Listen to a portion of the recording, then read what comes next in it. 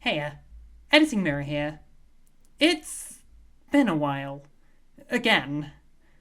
I know I said I was back from hiatus in my last video, but the time since that video has been longer than the hiatus itself. I've been procrastinating on getting this video out for a while, to put it simply. But hey, it's finally out now, so hopefully it was worth the wait. Also, I did something new with the Speedpaint footage to make it a bit nicer to look at, so look forward to that. Okay, on with the show.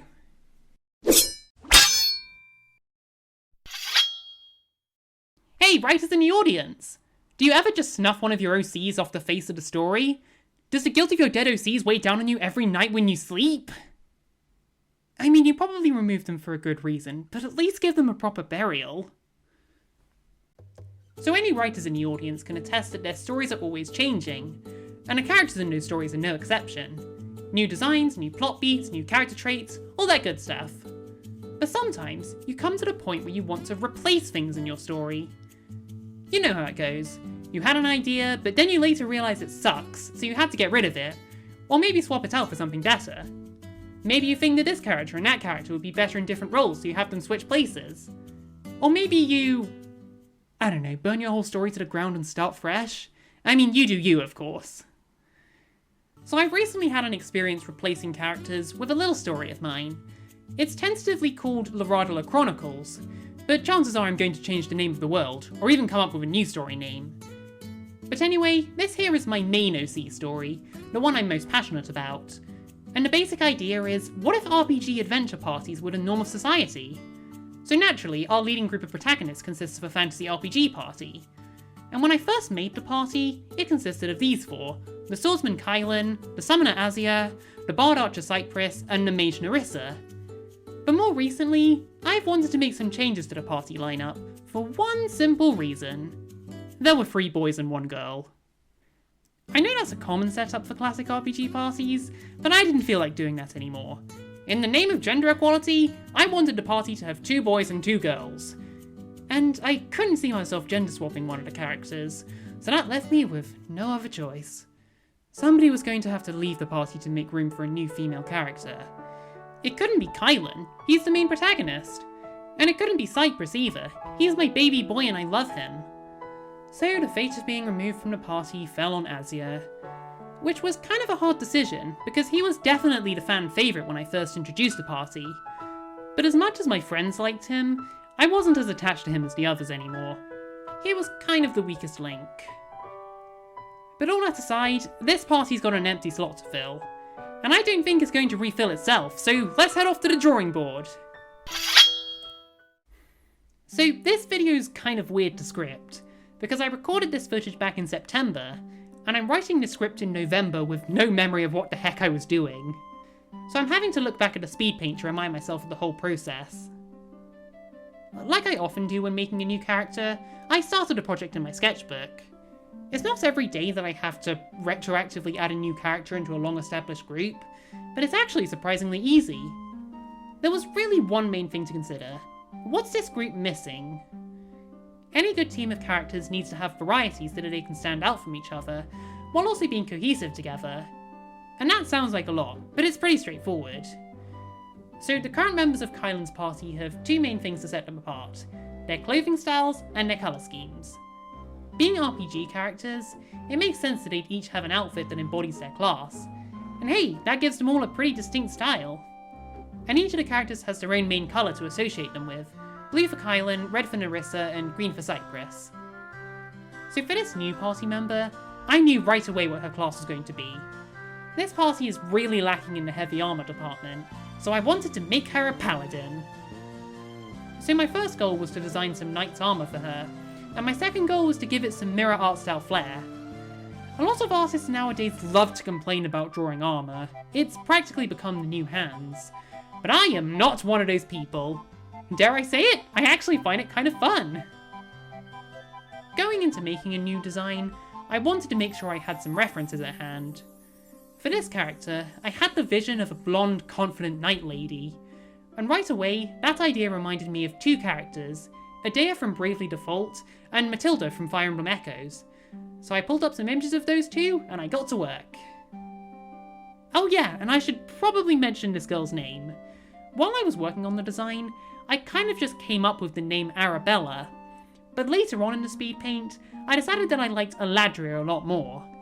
So yeah, our paladin girl's name is Aladria.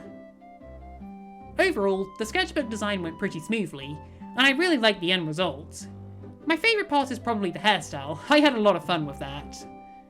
So the next stop was making the digital reference, which is the Speedpaint you're watching right now.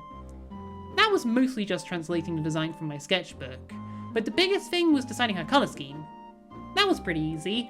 The other party members have blue, red and green covered, so I knew I wanted either yellow or purple for Aladria. And I figured, why not both? So I went with both. Also, one last thing I want to point out with this party. Have you noticed that everyone is wearing some kind of high boots? That's very much intentional. It's fun to add a connecting design piece to a group of characters like this. Or you can be me and decide that every character in your story gets high boots. What can I say, they're fun to draw. So yeah, that's Aladria's whole design finished. And here she is with the rest of the party. I've gotta say, I really like how she looks with the others.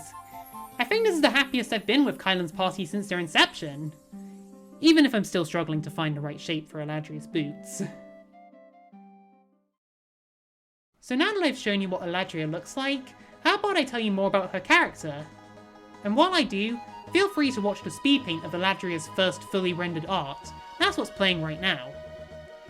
So anyway, Aladria is the latest in a very prestigious family of paladins. A very fancy lady, she most certainly talks in RP. And she's also the personal knight to a princess, the one and only Princess Kyra. She acts as Kyra's retainer, is pretty much her best friend, and is also a member of her adventuring party. That's right, Aladria was actually in a different party before she met Kylan. I think that's a fun angle to explore in this kind of story, since RPG parties are so established in the world. The idea is that Kyra meets Kylan early on in the story, and their initial goals are pretty overlapping, but Kyra kind of just doesn't want his help. So they end up being, like, friendly rivals, I guess? In terms of their dynamic, Kylan's super excited to meet another party, since he's just started his own and he's really enthusiastic about adventurers. Like a straight up his special interest, my boy owns 3 books of party trivia and he has every sentence memorized. And then Kyra's kind of just mildly annoyed by it all. She knows he means well, it just gets on her nerves. It's funny because in the original draft of the story, Kylan was a prince and Kyra was his older sister, but let's get back on topic.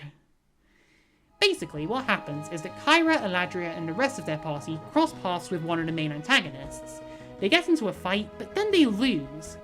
And while the party members survive, they all get separated. Aladria ends up finding Kylan's party, who also just lost a member, and offers to join forces with them to find the princess, which they accept. As for why Aladria decides to stay with Kylan after rescuing Kyra, I haven't planned that far ahead yet. I'll think of something eventually. So in terms of personality, Aladria is kind of what you'd expect from the noble knight of the group. She's very serious and committed to her duty, especially towards her princess. She's also very used to making sure her friends don't do anything stupid or reckless, something that happens a lot with Kyra, and also with Kylan. To put it simply, she's the only responsible one in our group of heroes. Someone's gotta keep an eye on those kids. I wanted to give Aladria more of a calm and level-headed personality, as a contrast to Narissa, the mage. She's the other girl in the party, and she's very much a feisty sort of lass, the kind of D&D player who always opens with "I cast Fireball." And I actually did a similar sort of personality contrast with the boys, with Kylan being super adventurous and outgoing, while Cypress is really shy and keeps to himself. I don't know, just part of the process of creating a group of distinct characters.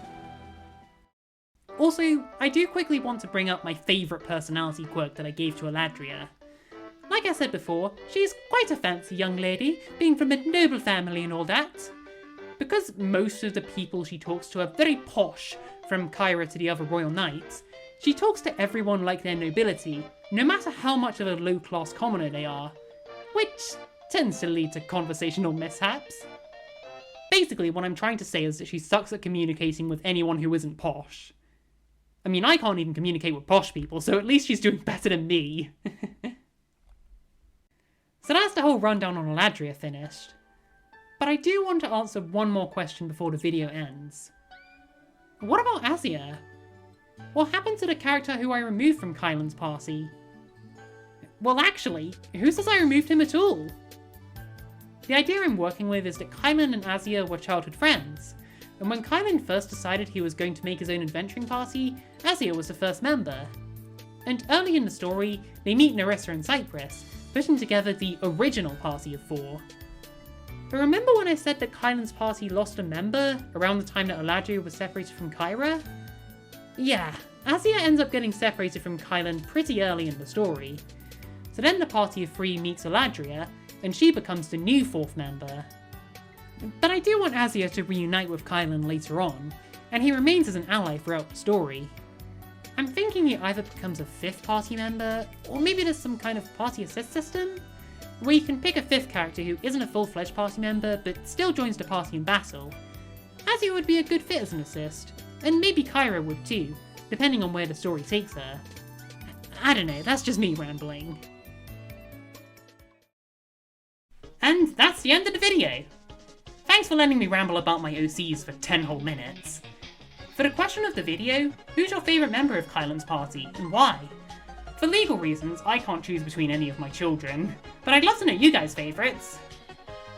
I'm sorry this video took so long to come out. There was kind of a lack of video motivation going on, but I hope you enjoyed it regardless. And I hope you enjoyed the new Speedpaint layout too. I'll be sure to add some touch-ups to that interface in the future. And maybe some other visual updates for the channel. It is a new year after all. If you're new to the channel and want to see more of my art, then definitely check out some of my other videos. And while you're waiting for my next video, why not follow me on Instagram and Blue Sky? Links to my socials are in the description as always.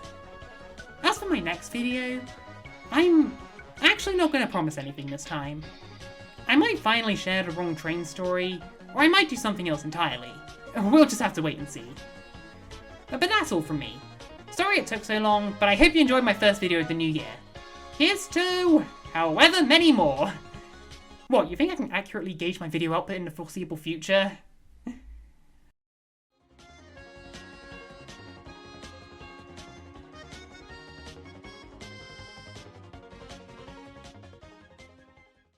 So I've recently had an experience replacing characters with a little story of mine. It's tentative.